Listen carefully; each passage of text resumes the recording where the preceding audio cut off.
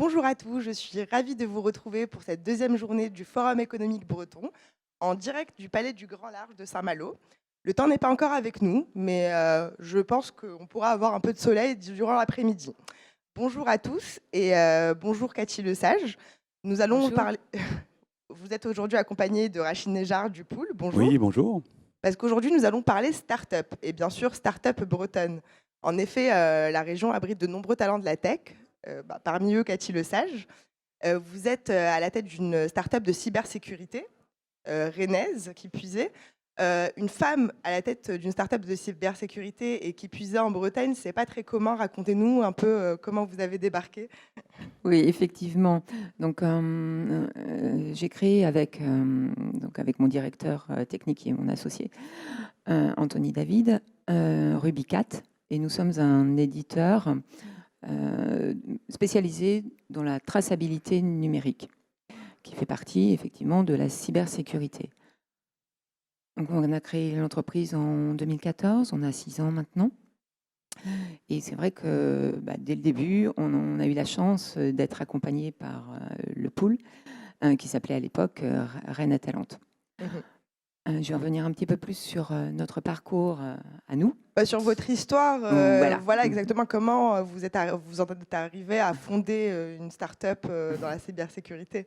Alors, comme les quelques rares femmes qui sont leaders en cybersécurité, que j'ai contactées dernièrement à titre personnel pour une étude, euh, quasiment toutes ont répondu par hasard. Mhm. Ce que je dirais moi-même. Mais en fait, quand on recherche bien, je travaillais déjà dans ce domaine-là. J'avais un côté aussi innovateur. C'est ma deuxième entreprise. J'avais déjà créé dans un autre domaine qui était la signalétique il y a déjà quelques temps. Et là, en fait, je travaillais à ce moment-là dans le domaine des accès à distance sécurisés. Mhm.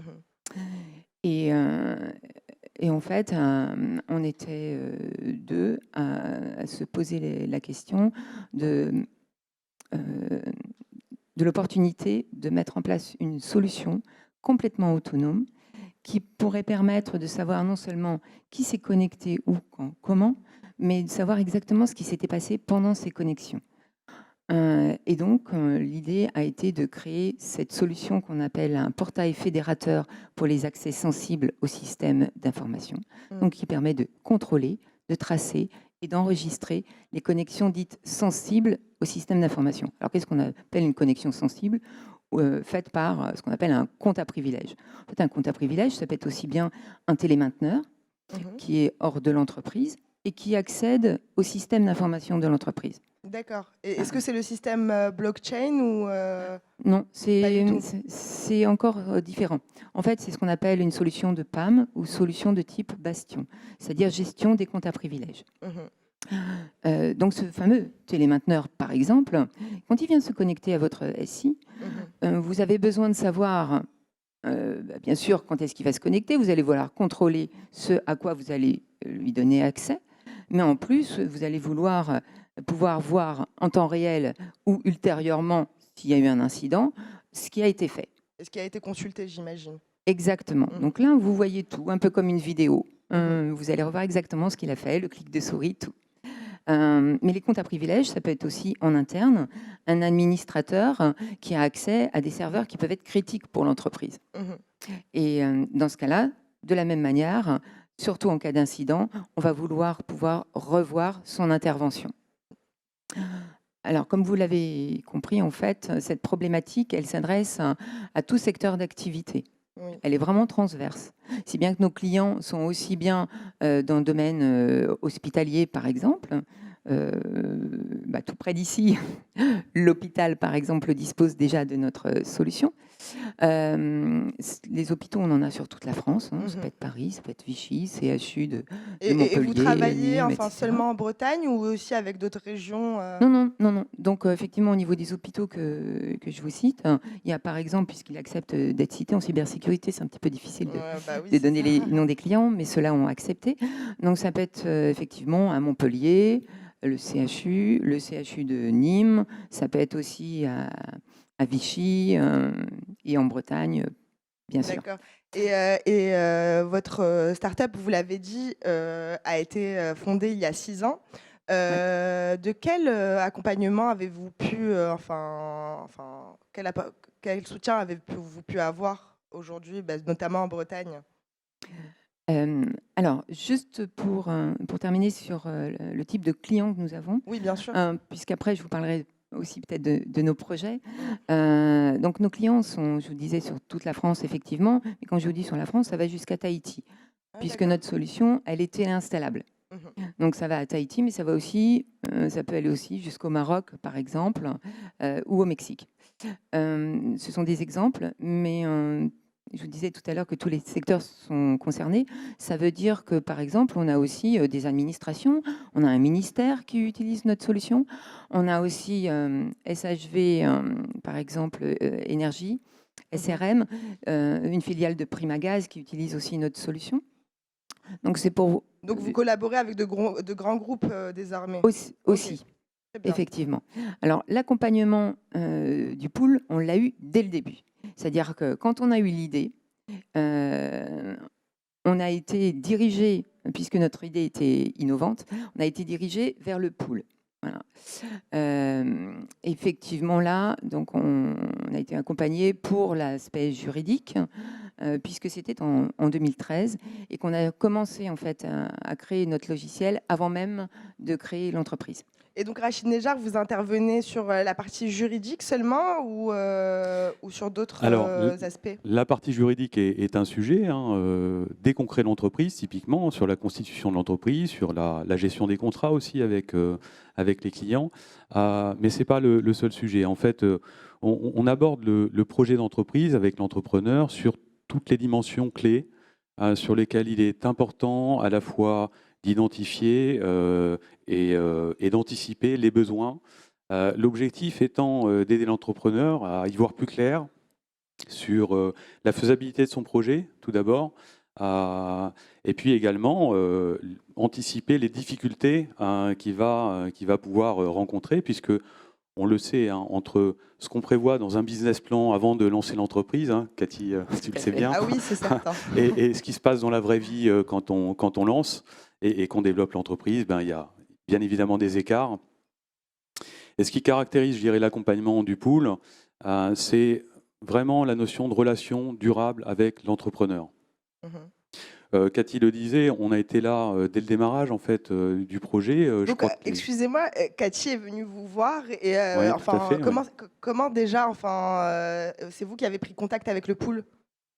Oui, tout à fait. En Ouais. D'accord, fait, donc elle vient vous la voir. première étape, c'était on était passé par la CCI qui nous a réorientés sur, le pool. Donc j'ai frappé à leur porte et j'ai Voilà. été très bien accueillie. Donc, Ouais, effectivement, les contacts sont pris soit en direct, soit par prescription, hein, mmh. par les partenaires de l'écosystème. La CCI en fait partie. Il y a beaucoup de partenaires aussi investis dans le domaine de l'innovation, qui est notre domaine à nous. Donc ça se fait beaucoup aussi par prescription. Très bien. Et comment s'est passé, les débuts de la collaboration? Donc vous l'avez dit, d'un point de vue, ça a commencé par un soutien juridique, c'est bien ça? Pas seulement, effectivement, comme le soulignait, tout à l'heure Rachid. Alors juridique parce que oui, il y a les statuts, il y a, les pactes d'associés, il y a pas mal de choses, Mm. auxquelles il faut réfléchir aussi avant de créer l'entreprise. Bien sûr. Mais il y a le business, lui-même aussi, sur lequel on peut être aidé pour y voir un petit peu plus clair avant de se lancer. Hem Et comme le soulignait tout à l'heure Rachid, on est accompagné, dans différentes étapes. Parce qu'effectivement, quand on part, on pense qu'en 1 an, 2 ans, on va être une licorne. Bon, j'exagère un peu, mais en tout cas, on n'anticipait peut-être pas autant toutes les difficultés qu'on a pu avoir par la suite. Et j'avoue qu'on a eu des moments très, très difficiles. À un moment donné, effectivement, on était 4 dans l'entreprise et ben, il a fallu que je prenne une décision très difficile, puisqu'il a fallu que je licencie 2 personnes et repartir à 2, vous imaginez? Ah oui, c'est compliqué. Donc heureusement qu'à ce moment-là, on sent que derrière, on a un soutien, que certaines personnes même nous disent: «Mais allez-y, vous êtes une pépite». Alors, au moment où on a des doutes, c'est vraiment Bien sûr. super important. Et puis, effectivement, on a eu un soutien pour aller aussi vers une levée de fonds dont on avait, cruellement besoin, Mmh. en sachant qu'à ce moment-là, il n'y avait pas de fonds dédiés à la cyber et que ça a été très, très difficile. On a même eu un fonds américain qui nous a contactés. Finalement, on a refusé. Pourquoi vous ne souhaitiez pas aller à l'international? Alors non, c'est difficile. En fait, on a une idée de souveraineté aussi en cybersécurité. Et pour nous, cette notion est très, très importante. Mais vraiment, je veux dire, à 15 jours près, on risquait de perdre l'entreprise. Et effectivement, cette offre était franchement alléchante. Par contre, cette offre signifiait aussi que dans ce projet-là, c'était plus le même et qu'on partait aux États-Unis. Donc, c'était plus du tout la même chose. On aurait pu le faire, mais ça ne correspondait pas à nos valeurs. On a tenté le coup. Et à 15 jours près, c'est vrai que bon, on a eu d'autres aides, la région aussi. Oui, justement, j'allais en parler. Est-ce que il y a des, enfin, comment le fait d'avoir ouvert fondé votre start-up dans la région, quelles opportunités vous avez pu avoir grâce à ça et peut-être les freins aussi auxquels vous avez été confrontés? Effectivement, la région Bretagne et au niveau de la cybersécurité a vraiment un gros potentiel. On bénéficie d'un environnement qui est favorable, j'allais dire autant au niveau des écoles qu'au niveau des entreprises qui sont déjà en place, des administrations. On a la DGA aussi qui n'est pas loin. Et donc, enfin, excusez-moi, je vous coupe aussi pour savoir aussi le point de vue de Rachid. Vous pouvez nous raconter exactement, enfin, votre vision de l'écosystème start-up en Bretagne? Alors l'écosystème, d'abord, il est très riche. L'écosystème start-up, à la fois les porteurs de projets, les entrepreneurs, mais aussi les acteurs qui peuvent intervenir à un moment donné pour aider l'entrepreneur, soit à mieux évaluer justement son projet, soit lui apporter un soutien par rapport à un besoin qu'il a à l'instant T. Je dirais une dimension importante de l'accompagnement qu'on propose, c'est pas forcément d'accompagner l'entrepreneur ou l'entreprise seul, et c'est même surtout pas ça en fait. Il y a un accompagnement direct qu'on propose, mais c'est aussi notre capacité à mettre en réseau, à proposer des contacts qui vont être utiles à l'entrepreneur au bon moment. Et ça, ces contacts, ils peuvent être au travers des structures publiques, parapubliques, qui peuvent apporter un soutien, notamment financier. Ça peut être auprès d'autres entrepreneurs qui ont des expériences déjà vécues et qui peuvent partager l'expérience avec les entrepreneurs. Ça peut être aussi rechercher des solutions de financement dans le monde du privé. Justement, en parlant de financement, comment ça se passe en Bretagne? Vous bénéficiez de plans de financement assez intéressants ou de soutien financier? Oui, tout à fait. Alors, il y a à la fois des financements publics, parapublics qui sont très, très actifs. On peut dire aussi qu'il y a une relation de proximité entre BPI France-Bretagne et la région qui rend les choses vraiment très, très efficaces. On a aussi des prêts d'honneur qui sont activables. Et un prêt d'honneur particulier à la région Bretagne, c'est le prêt d'honneur à l'amorçage régional, qui permet de faire des choses aussi dans le renforcement des fonds propres de l'entreprise au démarrage. Et ça, c'est aussi une dimension clé. L'entreprise a besoin de ressources, n'a pas toujours les ressources suffisantes pour tout faire. Bon, et donc l'entrepreneur vit aussi des choses. Mais on aide aussi les entrepreneurs à aller chercher des ressources supplémentaires auprès du monde bancaire, typiquement, des solutions de type prêt d'honneur. Et puis pour certaines qui ont ça dans leur stratégie, c'est pourquoi pas d'aller chercher des investisseurs. Voilà. Et on a, je dirais, un milieu de l'investissement qui est assez dynamique en Bretagne. Mais comme le disait effectivement Cathy, alors Cathy, quand elle a lancé son entreprise, on parlait de sécurité des systèmes d'information plus que de cyber. Déjà. Donc elle a été un peu précurseur aussi, elle l'a lancée en 2014. Ah oui, c'est vrai. Voilà. Et ce qu'on peut dire aujourd'hui, c'est qu'effectivement, la question de la souveraineté que vous avez évoquée est une question importante, surtout dans les domaines cyber. Et on ne trouve pas toujours les fonds en fait, qui sont en capacité, surtout dans des phases d'amorçage, de démarrage, de lancement, où le risque reste encore malgré tout assez élevé. Eh bien, on ne trouve pas forcément toutes les solutions de financement côté investisseur Chose qu'on dont on aurait trouve besoin. peut-être aussi à l'international avec un taux de cash flow qui est aussi, enfin, les levées de fonds sont des fois 10 à 20 fois supérieures que celles qu'on peut trouver dans le pays. Oui, effectivement, c'était le début qui était le plus difficile. Et comme le soulignait Rachid, donc on a pu bénéficier à la fois de Réseau Entreprendre pour un accompagnement aussi du dirigeant, pour un prêt d'honneur aussi, pour pouvoir avoir ce capital de départ. Après, effectivement, BPI France, allié avec la région Bretagne, ça nous a permis aussi de bénéficier aussi de subventions qui ont été super importantes, parce que les 15 jours les plus critiques ont été sauvés, j'allais dire, par cette subvention qui est arrivée à point nommé. Après, on est en pépinière aussi à Rennes, avec donc au Digital Square, ce qui veut dire qu'effectivement on est avec d'autres entreprises qui sont aussi dans le domaine, moi j'aime pas trop le terme digital mais plutôt numérique, et ça permet aussi des échanges avec les autres chefs d'entreprise.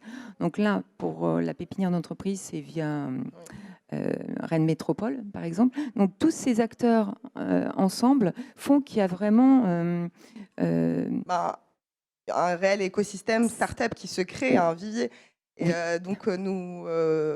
Et des conditions intéressantes. Et des conditions intéressantes. Merci beaucoup, Cathy Lesage. Merci, Rachid Nejar. Merci. On continue à parler start-up à 13h45. On vous retrouve tout à l'heure. Tout à fait. Et nous, on se retrouve dans quelques minutes avec Hélène Fauché. Et pour parler SNCF. À tout de suite. Au revoir. Merci.